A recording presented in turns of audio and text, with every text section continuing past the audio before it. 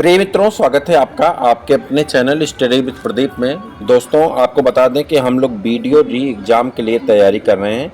Video री exam का जो एग्ज़ाम डेट है वो जून में है और जून में 26-27 जून को आपकी डेट क्लियर हो चुकी है। आपको हम बताते चलें कि हम लोग पिछले क्लास में जो है क्वेश्चन नंबर 50 तक पढ़ लिए थे। वर्णमाला और वर्ण विचार हिंदी में 50 में 50 के एवरेज के साथ आगे बढ़ रहे हैं। हमारा टारगेट है 100 आउट 100% स्कोर करने का। तो चलिए एक एक करके प्रश्नों पे आगे बढ़े। 51 क्वेश्चन नंबर से लेकर के 110 क्वेश्चन नंबर तक, यानी आज की डेट में हम लोग 60 प्रश्नों को करने वाले हैं। तो आप तैयार हो जाएं। और पहला प्रश्न आपके सामने कुछ इस प्रकार से, ढ वर्ण का उच्चारण स्थान और वर्ग है, इस रिक्त स्थान को विकल्प से भरें। देखिए, ढ वर्ण का जो उच्चारण स्थान है, मैंने कल भी आपसे बताया था, कता मूद को, ठीक है। तो कंठ ताल मुर्दा और ट ठ ड आता है, ठीक, ड ढ आता है। तो ढ जो है टा वर्ग में आता है, तो टा वर्ग का हो गया शब्द। टा वर्ग का ये चौथा शब्द होता है। टा वर्ग का कौन सा शब्द होता है? चौथा शब्द होता है। तो उच्चारण स्थान तो मुर्दा हो गया, और वर्ग कौन सा हो गया? तो ये टा वर्ग का चौथा वर्ग हो गया। तो सही आंसर आपका क्या होगा?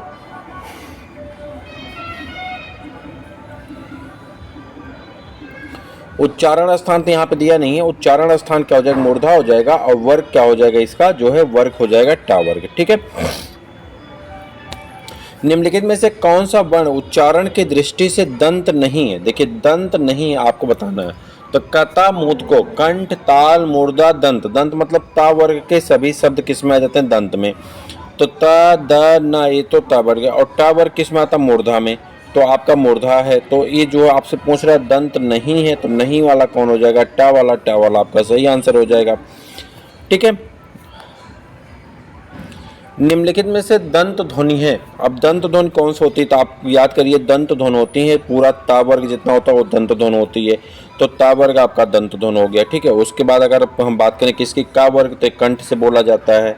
चा वर्ग आपका बोला जाता है तालु से, और पा वर्ग बोला जाता है आपका, पा वर्ग आपका किससे बोला जाता है? यहाँ आप देखिए तो दिया होगा, पा वर्ग आपका ओष्ठ से, कता मूद को, ओ मतलब ओष्ठ से बोला जाता है, ठीक है। आगे बढ़ जाए। निम्नलिखित में से दंत वर्ण है, आपको बताना है दंत वर्ण कौन सा है, इसके बारे में आपको बताना है। आप लोग वीडियो की तैयारी कर रहे हैं। वीडियो की तैयारी के लिए हम लोग हिंदी का प्रैक्टिस पेपर स्टार्ट कर दिए हैं। बहुत जल्दी हम आपके साथ रीजनिंग का भी प्रैक्टिस पेपर लेकर के आने वाले हैं, और इसी के साथ साथ जीएस के भी प्रैक्टिस पेपर आपके बीच में उपस्थित होने वाले हैं। इसके साथ ही साथ आपको हर सप्ताह में हमारा प्रयास है कि हम 2 से 3 प्रैक्टिस पेपर आपको करवाएं, जिसमें 150 प्रश्नों का प्रैक्टिस पेपर हो, पूरा कंप्लीट पैकेज, और उसे हम लोग करके चलें। 10 प्रैक्टिस पेपर हम लोग करने वाले हैं, और उम्मीद करेंगे उसी में से सारे प्रश्न आपके मिल जाएंगे। तो फिर भी कोशिश करेंगे, अभी आपके पास जो है उसको आप जुड़े रहिए और अपने दिशा में आगे बढ़ते रहिए। कह रहा दंत वर्ण है, कौन सा ऐसा है जो दंत वर्ण है? तो नीचे दिए गए विकल्पों में ता जो है दंत वर्ण के अंतर्गत आता है। क्या आता है? ता जो है दंत वर्ग के अंतर्गत आता है। और या वर्ण जो है, देखिए यहाँ पे कह रहा है ता वर्ग में दंत वर्ण होते हैं। या वर्ण और चा वर्ण दोनों तालव्य से बोले जाते हैं, और ऊ जो है किससे बोला जाता है? ओष्ठ से बोला जाता है। निम्नलिखित में से दंत ध्वनि है। दंत ध्वनि कौन है? कंठ ताल मुर्दा दंत, दंत मतलब ता वर्ग। अब ता वर्ग इसमें लिखा नहीं है, अब मामला फंस गया। अब दंत से कौन बोला जाएगा? अब देखना है। अब यहाँ पे उत्तर तो आपको ला बताया जा रहा है, कैसे होगा देखिए। मुख के जिस भाग से जिन वर्णों का उच्चारण होता है उससे उस वर्ण का स्थान मान लेते हैं। हिंदी वर्णमाला में व्यंजनों के उनके उच्चारण स्थानों में संपूर्ण विवरण निम्नलिखित हैं, ठीक है। अब यहाँ पे देखिए, कह रहा है कंठ का वर्ग, तालु चा वर्ग, ठीक है, मूर्धा जो है वो आपका टा वर्ग, और यहाँ पे देखिए दंत से जो बोले जाते हैं आपके, तो ये दंत से बोले जाते हैं आपके ता वर्ग और छोटा सा, और ओष्ठ से बोले जाते हैं पा वर्ग, और दंत ओष्ठ से बोले जाता हुआ, लेकिन ला दंत ध्वनि नहीं है। कह रहा है कि नहीं है, और यहाँ पे देखिए दंत ध्वनि है, यहाँ पे नहीं लगा दीजिए, आंसर सही हो जाएगा। ला जो है दंत ध्वनि नहीं है, ठीक है। तो ये आपका जो है यहाँ पे, एक मिनट, दंत ध्वनि है, ला किस में आता है? माफ करिएगा, देखिए दंत किस में आता है? ला में आता है। मैं दंत में ला आता है, ता वर्ग आता है और ला आता है, ठीक है। तो दंत में ला और सा, लासा आता है, तो ये आपका सही हो जाएगा। मैं थोड़ा सा कंफ्यूज हो गया था, ला आपका सही हो जाएगा। ठीक है, ये देखिए कंठ से बोला जाएगा, ये तालु से बोला जाएगा, और पाफा जो है किससे, ओष्ठ से बोला जाएगा, तो ये किससे बोला जाएगा, दंत से बोला जाएगा। ये आपका सही हो जाएगा। ठीक है, थोड़ा सा कंफ्यूजन थी, कंफ्यूजन खत्म। प फ ब भ म व्यंजन होते हैं। प वर्ग आपसे पूछा जा रहा है, प वर्ग किससे बोला जाता है, तो आप कहेंगे ओष्ठ से बोला जाता है। प वर्ग किससे बोला जाता है, ओष्ठ से बोला जाता है। यहाँ पे देखिए इसका डिस्क्रिप्शन दिया गया होगा। प वर्ग किससे बोले जाते हैं, ओष्ठ व्यंजन होते हैं। ता वर्ग दंत से, ता वर्ग चा वर्ग तालव्य से, और का वर्ग कंठ से बोले जाते हैं। हिंदी की बा ध्वनि है, बा मतलब बकरी वाला। ठीक है, तो हिंदी की बा ध्वनि है किससे बोली जाती है, तो आप कहेंगे पा वर्ग में आएगा पा फा बा, और पा वर्ग किससे बोला जाता है, ओष्ठ से, तो आपका सही आंसर हो जाएगा ओष्ठ। वा का उच्चारण स्थान क्या है, वा का उच्चारण स्थान क्या है, आपको ये बताना। वा का उच्चारण स्थान क्या है, इसी के बारे में आपको हमें बताना। वा का उच्चारण स्थान दंत ओष्ठ होता, क्या होता है, दंतोष्ठ होता है। निम्नलिखित ध्वनियों में से कौन सी दंतोष्ठ है, पा किस में आती, दंत और ओष्ठ में आती है। निम्नलिखित में से कौन सा टा वर्ग में नहीं आता, कौन ऐसा है जो टा वर्ग के अंतर्गत नहीं आता है, आपको बताना है। तो यहाँ पे टा वर्ग में नहीं आता, टा टा डा डा, तो ध जो है टा वर्ग के अंतर्गत नहीं आता। परिचालक भर्ती में पूछा गया प्रश्न है। इनमें से कौन सा वर्ण स्पर्श व्यंजन नहीं है, कौन सा ऐसा है जो स्पर्श व्यंजन नहीं। देखिए स्पर्श व्यंजन क्या होते हैं, यहाँ देखिए दिया गया है कि जो 5 लाइन है, का वर्ग, चा वर्ग, टा वर्ग, ता वर्ग, पा वर्ग, इन्हें स्पर्श व्यंजन की श्रेणी में रखा जाता है। अब इनके अलावा जो हैं वो स्पर्श व्यंजन नहीं होंगे। अब देखिए का भी आ जाएगा, टा भी आ जाएगा, चा भी आ जाएगा, या बचा, या किस में आएगा, अंतस्थ में आएगा। किस में आता है, अंतस्थ व्यंजन में आता है। तो या किस में चला जाता है, अंतस्थ में, तो आपका सही आंसर हो जाएगा अंतस्थ व्यंजन। एक सेकंड, अंतस्थ व्यंजन के अंतर्गत कौन आ जाएगा, आपका या आ जाएगा, तो या यहाँ से नहीं आएगा। सभी स्पर्श व्यंजन कौन से वर्ग में होते हैं, कौन से वर्ग में आते हैं, कह रहा सभी स्पर्श व्यंजन कौन से वर्ग में आते हैं, तो आप कहेंगे का वर्ग से लेकर के पा वर्ग तक आते हैं। तो यहाँ पर मिलाइए किस में सही मिलेगा, तो का वर्ग आ जाएगा, ठीक है, उसके बाद आपका चा वर्ग आ जाएगा, ठीक है, ता वर्ग आ जाएगा, ठीक है, पा वर्ग आ जाएगा, ठीक है, तो ये आपका सही हो जाएगा। जैसे इसमें देखिए, अगर यहाँ पे देखिए आंसर थोड़ा सा दिमाग लगाना, वन रक्षक में पूछा गया, जैसे इसमें ला आ गया और रा आ गया, तो ये दोनों आपका अंतस्थ में चले गए, तो ये तो आपका गलत रहा। या अंतस्थ में गया, गलत हुआ, और उसके बाद ये तो आपका आंसर ही है, और इसमें देखिए हा है, ऐसा है, तो ये भी आपका गलत हो जाएगा। तो इसलिए थोड़ा सा दिमाग लगा के बताएंगे, तो ऑप्शन नंबर सी आपका सही व्यंजन हो जाता है, सही आंसर हो जाता है। निम्नलिखित में से अंतस्थ कौन सा है, कौन सा व्यंजन ऐसा जो अंतस्थ है। अंतस्थ व्यंजन में कौन आएंगे, या रा ला वा सा, तो या रा ला वा, या रा ला और वा, तो अंतस्थ में वा आ जाता है। और इसके बाद जो सा होता है तालव्य सा होता है, और जो ये जिसे हम लोग खटकोण सा कहते हैं मूर्धन्य सा होता है, और जिसे छोटा सा कहते हैं उसे जो है दंत सा कहा जाता है। देखिए दिए गए व्यंजन में वा अंतस्थ व्यंजन है। जिन वर्णों का उच्चारण स्थान मध्यवर्ती होता है उन्हें वर्ण को व्यंजन और अंतस्थ व्यंजन कहते हैं। हिंदी वर्णमाला में या तालव्य है, रा मूर्धन्य है, ला दंत है, और जो वा है वो दंतोष्ठ है। 4 अंतस्थ व्यंजन हैं। इनमें या तथा वा अर्ध स्वर भी कहे जाते हैं। या और वा को क्या कहते हैं, अर्ध स्वर भी कहा जाता है।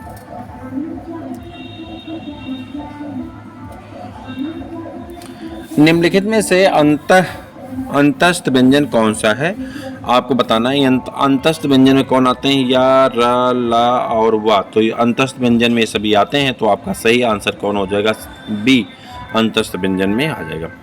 वा व्यंजन है, वा व्यंजन कैसा है, तो आप कहेंगे वा व्यंजन जो है ये दंतोष्ठ है, दंत है और ओष्ठ है। लेकिन अब यहाँ पे सांस के हिसाब से प्राण और महाप्राण में बताना है। देखिए तो कैसा व्यंजन है, उसमें महाप्राण है, अंतस्थ है, अघोष है। अब देखिए ध्यान से, कह रहा है कि अंतस्थ व्यंजन जो होते हैं उन अंतस्थ व्यंजनों में यारा लावा है, ऊष्म व्यंजनों में शाखा साहा है, ठीक। महाप्राण प्रत्येक वर्ग का दूसरा और चौथा वर्ग जो होता है, चौथा अक्षर जो होता है वो महाप्राण होता है। यानी स्वर जो है महाप्राण, मतलब जो सम है वो महाप्राण है, और जो विषम है वो आपका क्या है, अघोष। जो अल्प प्राण है, जो विषम है वो आपका क्या है, अल्प प्राण है। अब देखिए दूसरा और चौथा व्यंजन जो है आपका महाप्राण होता है। अब आप चेक करिए तो वह जो है किस में आएगा, चौथे व्यंजन पे आएगा, इसलिए क्या हो जाएगा, सॉरी अंतस्थ हो जाएगा, हमें तो अंतस्थ बताना है, तो वह क्या हो जाएगा, अंतस्थ हो जाएगा। ठीक है,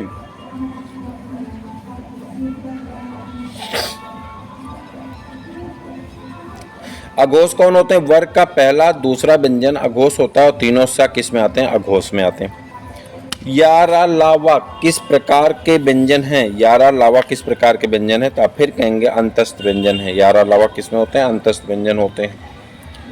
हिंदी वर्णमाला में अंतस्थ व्यंजन में कौन कौन से आते हैं, तो आप कहेंगे यारा लावा वही ग्राम पंचायत अधिकारी में पुनर्परीक्षा जब हुई थी, पूछा गया था 2016 में। एक बार फिर इससे पहले भी जब वीडियो का पेपर हुआ था तो 2 बार पेपर हुआ था, इस बार भी 2 बार पेपर होने जा रहा है। आगे जाए, अब इनको देखिए कह रहा है यारा लावा अंतस्थ व्यंजन, छ ये स्पर्श व्यंजन और तालब्य होते हैं। ठीक है, ये ऊष्म होते हैं, तीनों सा और हा ऊष्म होते हैं, और छत्राएं ज्ञासरा और ये क्या कहलाते हैं, संयुक्त व्यंजन कहलाते हैं। ऊष्म व्यंजन कौन सा है, कौन सा ऐसा व्यंजन है जो कि ऊष्म व्यंजन की श्रेणी में आता है, आपको बताना है। ऊष्म व्यंजन की श्रेणी में आएगा तो ऊष्म व्यंजन अभी आपको बताया गया कि तीनों सा जो है, तालब्य सा, मूर्धन्य सा और उसके बाद दंत सा और हा, ये सभी क्या होते हैं, ऊष्म व्यंजन की श्रेणी में आते हैं। किस में आते हैं, ऊष्म व्यंजन की श्रेणी में आते हैं। तो आपका सही आंसर यहाँ पे हा हो जाएगा, ए फॉर एप्पल वाला आंसर आपका सही। ठीक है, कौन ऊष्म व्यंजन नहीं है, आपको बताना कौन ऐसा है जो ऊष्म व्यंजन नहीं है। अब देखिए ऊष्म व्यंजन में आपके कौन हो गए, तालब्य सा, मूर्धन्य सा और उसके बाद दंत सा और हा। अब इनके अलावा जो है वो जो है नहीं है, तो का गा जो है कंठ से बोला जाता है, तो ऊष्म व्यंजन में नहीं आता है।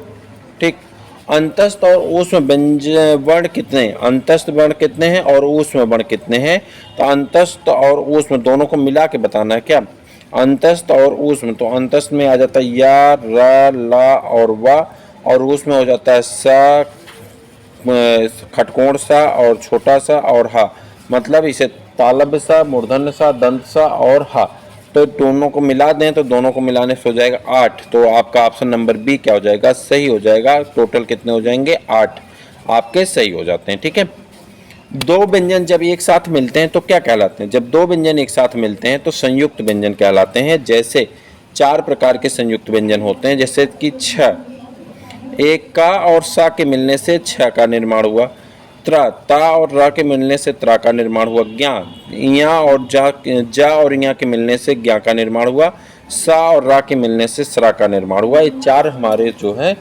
संयुक्त व्यंजन जाने जाते हैं। जब दो व्यंजन आपस में मिलते हैं तो उसे संयुक्त व्यंजन कहा जाता है। इनमें से कौन सा संयुक्त व्यंजन नहीं है, आपसे पूछा जा रहा है संयुक्त व्यंजन नहीं है। देखिए ह जो है इस संयुक्त व्यंजन में नहीं आता, बल्कि ओष्ठ व्यंजन के अंतर्गत आता है, यानी ये स्पर्श व्यंजन के अंतर्गत आएगा। निम्नलिखित में से संयुक्त व्यंजन कौन सा है, संयुक्त व्यंजन आपको बताना कौन सा है, तो संयुक्त व्यंजन आपका ज्ञा जो है संयुक्त व्यंजन में आ जाएगा। ठीक है, ज्ञा किसके संयोग से बनता है, तो आप कहेंगे ज्ञा जो है, ज्ञा बनता है किसके संयोग से,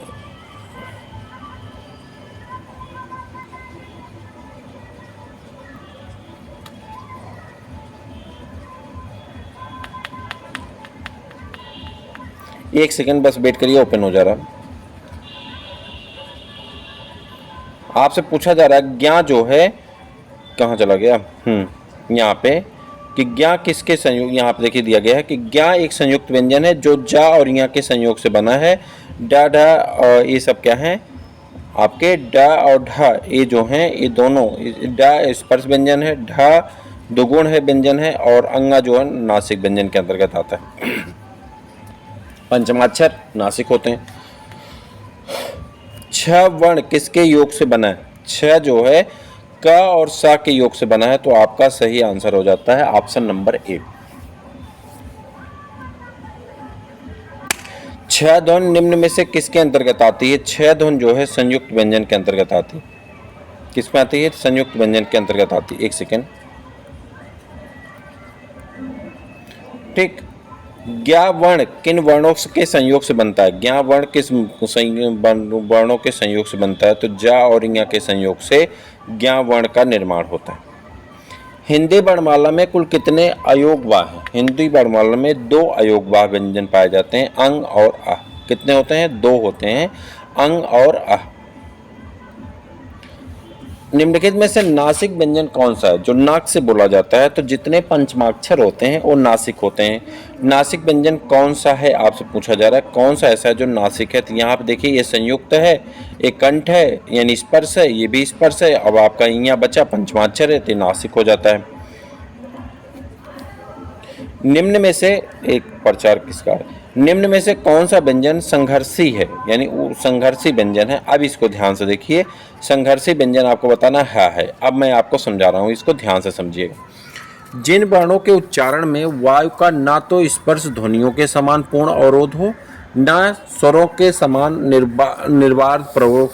निर्बाध प्रवाह तथा वायु का निर्गमन घर्षण के साथ होता है, उन्हें संघर्षी व्यंजन कहा जाता है। जैसे कि आपका तीनों सा और हा ये संघर्षी व्यंजन में आते हैं। इन्हें ही ऊष्म संघर्षी व्यंजन भी कहा जाता है, क्योंकि इनके उच्चारण में के समय वायु घर्षण करती हुई निर्गमित होती है, जिससे ऊष्मा उत्पन्न होती है। अतः प्रसंगत विकल्प में हा जो है संघर्षी व्यंजन के अंतर्गत आता है। तालव्य सा, मूर्धन्य सा, दंत सा और हा कौन से व्यंजन कहलाते हैं? तो ये ऊष्म संघर्षी व्यंजन कहलाते हैं। तो आपका ऊष्म संघर्षी व्यंजन आपका सही आंसर हो जाता है।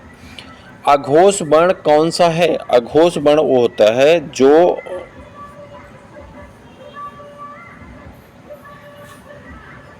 अब देखिए, जिन ध्वनियों के उच्चारण में स्वर तंत्रिकाओं में कंपन उत्पन्न नहीं होता उन्हें अघोष वर्ण कहते हैं। जैसे स, क, ख, च, ट, छ, ट, थ, ठीक, स। हर वर्ग का पहला और दूसरा व्यंजन किस में आता है? और तीनों सा ये किस में आ जाते हैं? उसमें अघोष वर्ण में। किस में आ जाते हैं? अघोष वर्ण के अंतर्गत आ जाते हैं। हर वर्ग का पहला और दूसरा व्यंजन किस में आता है? और तीनों सा किस में आ जाते हैं? अघोष वर्ण के अंतर्गत आ जाते हैं। अगला, निम्न में अल्प प्राण व्यंजन कौन सा है? अल्प प्राण व्यंजन कौन सा है? मैंने बताया अभी कुछ देर पहले वीडियो के सेकंड शिफ्ट में पूछा गया, फर्स्ट शिफ्ट में पूछा गया 22 तारीख के। अल्प प्राण मैंने आपको बताया कि पहला, तीसरा और पांचवा अल्प प्राण है, दूसरा और चौथा जो है ये क्या है? ये महाप्राण है। अब देखिए कि अक्षर का पहला, तीसरा या पांचवा कौन है? अल्प प्राण में तीसरा मान लीजिए गा मिल गया तो आपका सही आंसर गा हो जाएगा। ठीक, नीचे दिए गए व्यंजन में अल्प प्राण गा है। प्राणत्व के आधार पर मुख्यतः 2 प्रकार के होते हैं। अल्प प्राण जिन वर्णों के उच्चारण में मुख द्वारा वायु का निर्गमन कम होता है, इन्हें स्फोट के अल्प होते हैं। ठीक है, स्फोट भी अल्प होता है। प्रत्येक वर्ग का पहला, तीसरा, पांचवा जो है और या रा लावा यानी अंतस्थ, ये सभी अल्प प्राण कहलाते हैं। महाप्राण किसे कहा जाता है? जिन व्यंजनों के उच्चारण में मुख से अपेक्षाकृत अधिक वायु निर्गमित होती है, उसे स्फोट भी अधिक स्पष्ट होता है। इसके हाकार की धुन सुनाई देती है। प्रत्येक वर्ग का दूसरा और चौथा वर्ग होता है और चारों मतलब 3 सा और हा महाप्राण के अंतर्गत आते हैं। इनमें से कौन व्यंजन अल्प प्राण है? अल्प प्राण मतलब पहला, तीसरा और पांचवा। तो अल्प प्राण ढूंढिए, पहला, तीसरा और पांचवा। तो पहले में चा आ जाएगा तो आपका सही आंसर हो जाएगा। ये जो है अल्प प्राण में आते हैं। अल्प प्राण ध्वनियों का समूह होगा। फर्स्ट, तृतीय और पंचम ढूंढिए। तो पहला हो गया, यहाँ दूसरा गलत हो गया, पहला हो गया, तीसरा हो गया, पांचवा हो गया। तो आपका ऑप्शन नंबर बी क्या है? सही आंसर हो जाता है। कौन सा ध्वनि अल्प प्राण है? अल्प प्राण के लिए पहला, तीसरा और पांचवा ढूंढिए। तो पहला ता वर्ग है तो आपका सही हो जाएगा। वहीं पे आपका निम्नलिखित में से अल्प प्राण है पहला, तीसरा, पांचवा, यहाँ ढूंढिए। पहला और तीसरा आपका मिल जाएगा ऑप्शन नंबर बी में, तो सही हो जाएगा। सभी महाप्राण वर्णों वाला वर्ग है। महाप्राण का मतलब दूसरा और चौथा। तो दूसरा में ख हो गया, छ हो गया, टा हो गया। तो ये आपका सही हो गया, यही पे ठा हो गया। ये दूसरा है तो दूसरा सही हो गया। महाप्राण ध्वनियाँ व्यंजन वर्ग में किससे संबंधित होती हैं? महाप्राण ध्वनियाँ व्यंजन वर्ग में किससे संबंधित होती हैं? तो दूसरे से और चौथे से, यानी ऑप्शन नंबर सी आपका सही हो जाता है। निम्न में महाप्राण वर्ण है। महाप्राण कौन है? दूसरा और चौथा। तो दूसरा का मतलब हो गया था। निम्नलिखित में से महाप्राण व्यंजन है कौन ऐसा है जो महाप्राण व्यंजन है? तो आप कहेंगे दूसरा और चौथा ढूंढिए।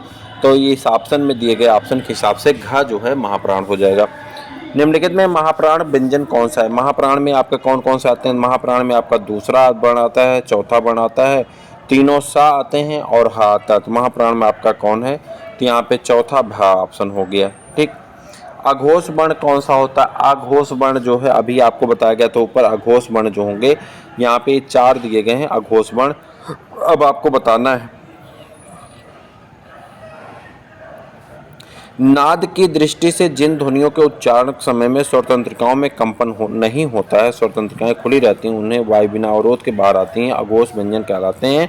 पहला वर्ग का प्रत्येक वर्ग का पहला, दूसरा वर्ण और तीनों सा अघोष होते हैं। पहले वर्ग किसी वर्ग का पहला, दूसरा और तीनों सा जो होते हैं किस में आते हैं? अघोष में आते हैं। आगे बढ़ जाइए। निम्न में कौन सा वर्ण अघोष है? अघोष वर्ण के लिए आपको जानना है पहला, दूसरा और तीनों सा। तो आप ढूंढिए यहाँ पे पहला मान लीजिए का है, तो यही आपका अघोष हो गया। निम्नलिखित में से कौन सा वर्ण अघोष है? अघोष के लिए पहला, दूसरा और तीनों सा। तो पहला आपका चा हो गया, तो ये अघोष हो गया। निम्न में अघोष वर्ण है, फिर वही पहला, दूसरा और तीनों सा। तो पहले मान लीजिए यहाँ पे पा हो गया, तो आपका सही हो जाएगा। निम्नलिखित में से कौन सा वर्ण आपका अघोष है? कौन सा घोष है? तो आप कहेंगे आपका दा मतलब कैसा हो गया? घोष बताना है आपका, तो घोष में कौन हो गया? दा हो गया।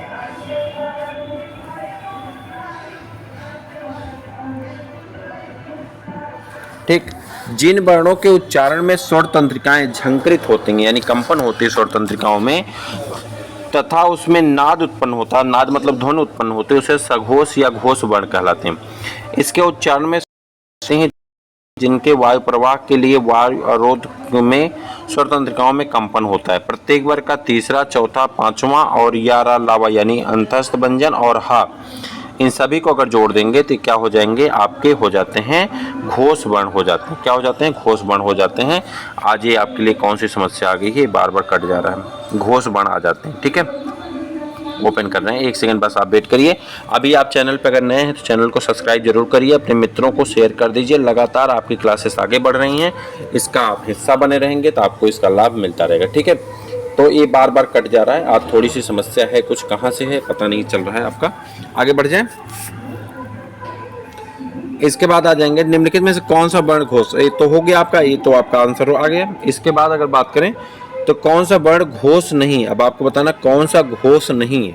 ठीक है, तो कौन सा घोष नहीं है? तो जो घोष नहीं होगा अघोष होगा, और जो अघोष होगा उसके लिए कौन सा होना चाहिए? पहला, दूसरा, या और पहला हो या दूसरा हो या कौन सा हो, इसके साथ क्या होगा? पहला, दूसरा और आपका, तो यहाँ पे देखिए पहला कौन हो गया? आपका ता हो गया, तो सही आंसर होगा।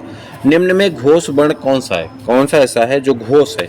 घोष के लिए अभी बताया गया, जो घोष होगा उसे संघोष भी कहेंगे। और कैसा होना चाहिए? तो आपका ये आपका सही वीडियो में पूछा गया प्रश्न है, तो आपका ये देखिए ऑप्शन है, और ऐसे प्रश्न ही आपसे पूछे जाते हैं। सघोष वर्ण कौन सा है? आपको बताना है। सघोष वर्ण मतलब आपका तीसरा होना चाहिए, पहला होना चाहिए, तीसरा होना चाहिए। अभी यहाँ पे था ना, पहला होना चाहिए, तीसरा, चौथा, पांचवा, तीसरा, चौथा, पांचवा होना चाहिए सघोष के लिए, और यारा लावा होना चाहिए। अब यहाँ आप देखिए तीसरा कौन सा है? तो आपका तीसरा ब मिल गया। उसके बाद इस तरफ आते हैं,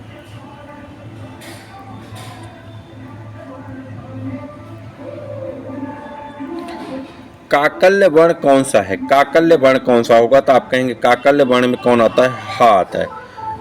उपर्युक्त विकल्पों में हा काकल्य ध्वनि है। जिन ध्वनियों के उच्चारण में मुख गुहा खुली रहती है और वायु उत्पन्न खोलकर झटके से बाहर निकलती है, उसे काकल्य कहते हैं, काकल्य ध्वनि कहते हैं। या अंतस्थ व्यंजन, सा ऊष्म व्यंजन, और जो हैं रा टा वर्ग का पंचम अक्षर है। रा का विवरण है। रा का विवरण क्या होगा? तो रा जो होता है वो बत्सर होता है, लुंठित होता है, सघोष होता है, अल्पप्राण व्यंजन में आता है। और इसके बाद यहाँ पे निम्नलिखित में से कौन सा व्यंजन पार्श्विक है? पार्श्विक व्यंजन में आपका ला आ जाता है, पार्श्विक होता है। ला कैसा होता है? पार्श्विक होता है। निम्नलिखित में से अर्धस्वर कहलाता है।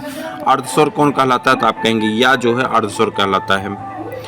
स्पर्श व्यंजन कंठ ध्वनि अघोष और महाप्राण है, तो आपका सही आंसर हो जाता है।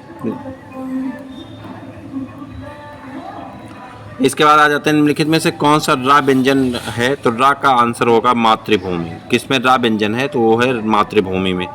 अनुस्वार के संबंध में कौन सा कथन उपयुक्त नहीं, अनुस्वार के संबंध में कौन सा कथन उपयुक्त नहीं, तो आप कहेंगे इसमें चंद्रकांत बिंदु के रूप में लिखा जाता है। निम्नलिखित भाषा में मूल ध्वनियों के लिए जो चिन्ह मान लिए गए हैं वह किस रूप से लिखे जाते हैं, उसे कहते हैं, उसे कहा जाता है जो है लिपि कहते हैं। क्या कहते हैं, लिपि कहते हैं। जब एक ही ध्वनि का द्वितत्व हो जाए तब क्या कहलाता है, एक ही ध्वनि का द्वितत्व हो जाए तो उसे हम लोग क्या कहते हैं, युग्मक ध्वनियाँ कहते हैं। क्या कहा जाता है, युग्मक ध्वनियाँ कहते हैं। जिन शब्दों के अंत में आ आता है उन्हें क्या कहा जाता है, जिन शब्दों के अंत में आ आता है अकारांत कहलाते हैं। क्या कहलाते हैं, अकारांत कहलाते हैं। उसी तरह से इस तरफ आ जाएंगे तो कह रहा है कि हिंदी शब्दकोश में छ क्या है, छ एक संयुक्त व्यंजन है। छ क्या हो जाता है, संयुक्त व्यंजन हो जाता है। का वर्ग के बाद देखा जाएगा हिंदी शब्दकोश में सबसे पहले कौन सा शब्द आएगा, हिंदी शब्दकोश में सबसे पहले रिच आएगा, सेट करना होता है इसे। हिंदी शब्दकोश में कौन सा सबसे पहले आएगा, तो आप इसको फिर हम कभी करवा देंगे। थोड़ा सा पीछे बारात आई, वहाँ गाना चल रहा है, डिस्टर्ब कर रहा है बार बार, ठीक है। तो ये आपका आँख हो जाएगा। और यहाँ पे दृग का वर्ण विच्छेद क्या है, तो दृग का वर्ण विच्छेद हो जाएगा आपका द, री और ग और आ, तो ये दृग का वर्ण विच्छेद है। उद्यान का वर्ण विच्छेद हम कभी आपका करवा देंगे, तो आपका ये भी उ धन, द धन, या धन, आधन, न धन, आ हो जाता है। कक्षा शब्द का शुद्ध उच्चारण क्या होगा, तो इसका उच्चारण होता है कक्षा, ठीक। तो ये हो गए आज आपके महत्वपूर्ण प्रश्न, आप इसे सर्वाइव किए। कुछ ऐसे प्रश्न थे जो आपके लिए अभी ज़रूरी हैं, उन्हें फिर से दोहरा देंगे हम। थोड़ा सा डिस्टर्बेंस है इसलिए इसे हम यहीं पे बंद करते हैं, फिर आगे की अगले वीडियो में मिलते हैं कल। तब तक के लिए इजाज़त दीजिए। जय।